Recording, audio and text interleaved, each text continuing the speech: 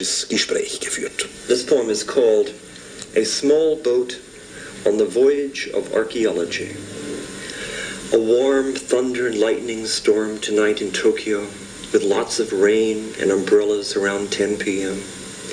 This is a small detail right now, but it could be very important 1,000,000 years from now when archaeologists sift through our ruins trying to figure us out.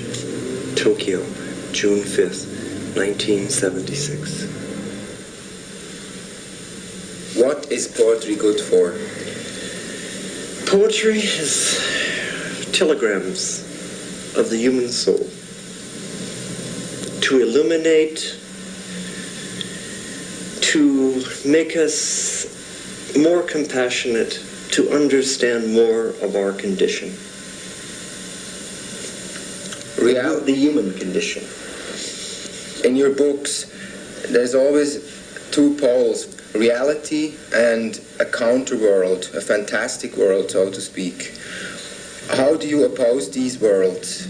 In what way do they relate and possibly correct each other? They alternate. One is the mirror, one is the reflection, or one can be the reflection and one can be the mirror. I think perception is one of the incredible qualities of human beings. And any way that we can expand or define, redefine, or adventure into the future of perception, we should use whatever means to do so. Richard Brautigan, your work has a poetic tenderness, and at the same time there's a cruelty in it. How do you achieve the balance, or is a balance needed there? I'm a product of the 20th century. My work reflects and responds to the 20th century. The 20th century is drawing to a close, and you're spending a lot of time in Japan. Why Japan? Why not? Japan. Japan begins and ends with Japan. Nobody else knows the story. Japanese dust in the Milky Way. Tokyo, May 18th, 1976. 31 years I've been massively influenced by the culture of Japan. I love the energy and the imagination of the Japanese people. And every time I'm in Japan, I'm extremely pleased to be there, and I find it very, very stimulating. And somehow it, in some beautiful way, Japan is one of my teachers.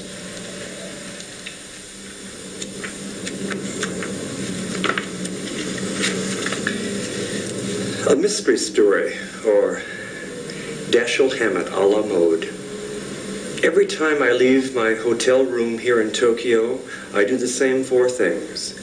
I make sure I have my passport, my notebook, a pen, and my English-Japanese dictionary. The rest of life is a total mystery. Tokyo, May 26, 1976.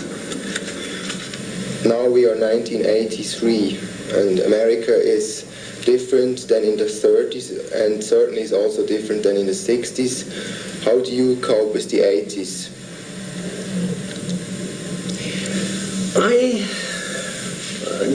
I was born in 1935, this is 1983.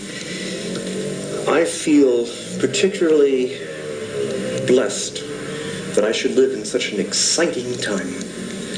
In these 80s that we live in now, that for me is already the future arrived to some extent, there's this incredible amount of information. The world has become very small. We have an incredible flow of information. You are a poet. Where is your place within this immense flow of information? I love information, and I think we are just at the dawn of gathering information. I love the future because we are going to expand information to such we are just now like little children walking about in information. What we have in front of us is more information. We will grow up in information which will help us, will give us perception and understanding and knowledge in how to exist. I want more and more information, and information is the future. And do you think that your poetry can be separated or distinguished from this flow of information? My poetry is just part of the information. Another poem. Future. June 1st, 1976, 12:01 a.m. All those who live after we are dead, we knew this moment, we were here.